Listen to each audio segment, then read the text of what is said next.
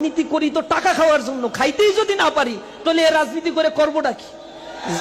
যারা খেতে দিচ্ছে না এখন তাদের ধরো, তাদেরকে বলো এরা জঙ্গি, এরা মুক্তিযুদ্ধ বিরোধী, এরা দেশ বিরোধী।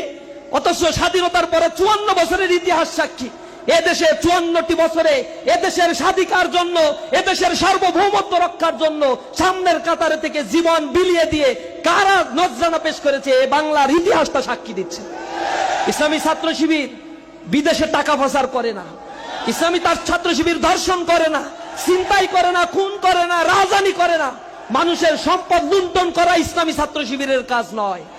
ইসলামী ছাত্র শিবির মানুষকে ডাকে সুচিতল এক কালামুল্লাহর দিকে, যে কালামুল্লাহ মানুষকে একমাত্র মুক্তি দিতে পারে।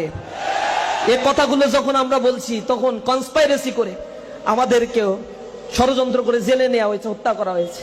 কোরআনের পাখি আল্লামা দেলোয়ার হোসেন সাঈদীর কণ্ঠকে রোধ করার জন্য তাকে জুডিশিয়াল কিলিং এর মাধ্যমে জেলখানায় নিয়ে তাকে দিনের পর দিন সেখানে রাখা হয়েছে। সর্বশেষ কনস্পাইরেসি করে আল্লাহর ডাকে তিনি সাড়া দিয়ে চলে গিয়েছেন।